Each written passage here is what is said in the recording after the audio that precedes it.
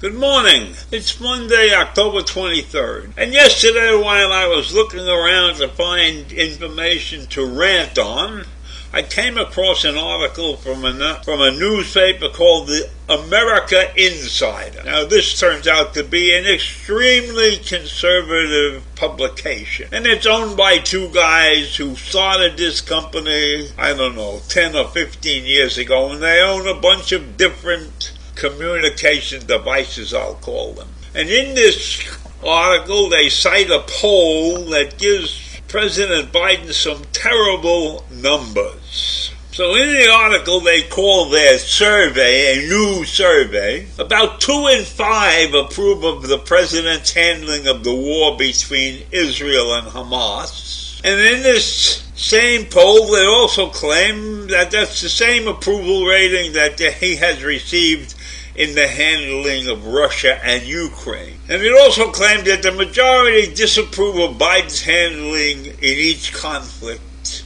as well as his handling in areas of crime, inflation, and immigration, other key issues in the United States. All in all, in this particular set of polls that the America Insider quoted, Biden's numbers were pretty bad, in the 30s. Somewhere in the 20s in some cases. So because of that, I went out and I started looking at other polls in other places, and this is what I found. The article, Axios, an online publication of sorts, claimed that Trump is winning in key swing states as voters are rejecting Bidenomics. That was the headline. In this article, they make a key point.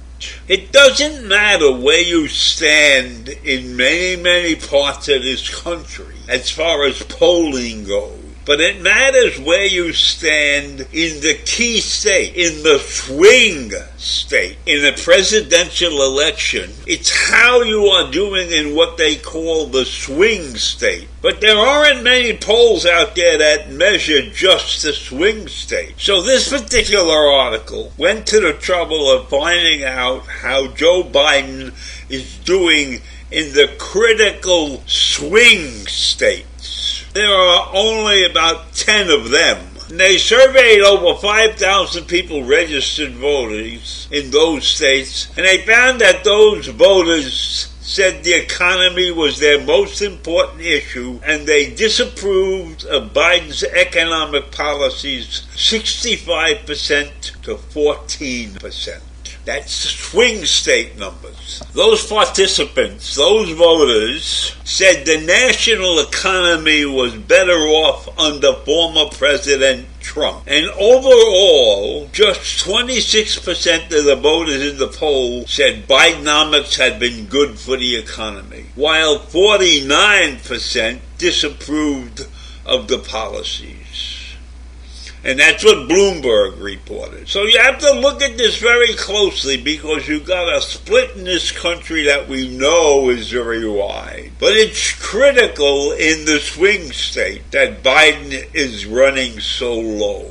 But several leaders in the swing states also made this statement. There's still a year to go before the election. And many things change in a year. So the situation right now looks bad for Biden, but he's got a year to work it out. So who knows what's going to happen? And who knows what's going to happen with Donald Trump and his criminal activity trials? He may not be able to run for election. Then I went to Reuters. You know Reuters news agency, right?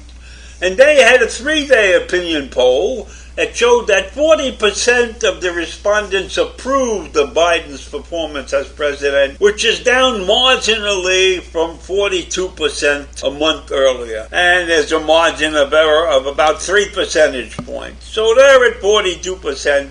in the Reuters poll. And the economy is the top concern according to this poll, as it is in other polls. And in October, the share of the poll respondents who rated immigration as the number one problem rose to 14% from 8%. So we have a lot of different situations that are aimed at deciding whether or not the president is doing a good job and what his chances are for re-election in 2024. So while this poll had immigration as a big concern, there were still more people, 19%, said the economy was the top concern, and that was down from 23% in September. And by comparison, 11% cited crime, and 7% cited the environment as top issue. And the Republicans were very concerned over immigration. The Republicans use in the 2024 election. Immigration. And that's because they claim that Biden had not been able to stop the incursion from Mexico. And Trump, who was president from 2017 to 2021, had pledged to do more to stop illegal immigration if the voters return him to the White House.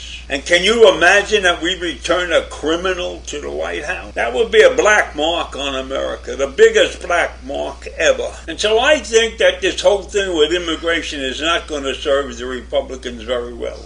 It didn't serve them well in 2018, and it didn't serve them well in 2022. So why do they keep going back to immigration as a primary thing? And maybe that's because the Republican Party is a little bit more racist than the Democratic Party in many ways. So now let's review the Morning Consult, which is put out by Bloomberg. In the Morning Consult, President Biden is trailing former President Donald Trump by 4 percentage points when you look at the overall view of what's going on. But the picture is worse when you dig into the independents. And they may have the power to decide the 2024 election in the swing states.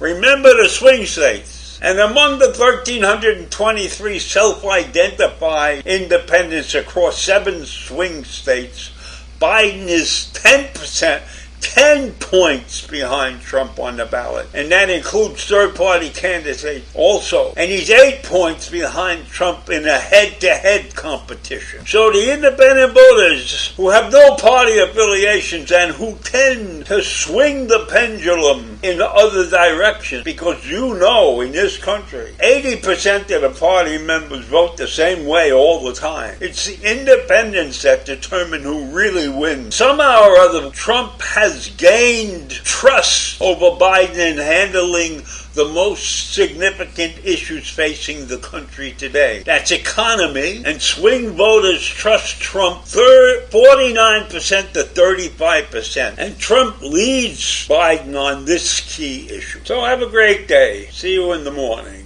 Bye.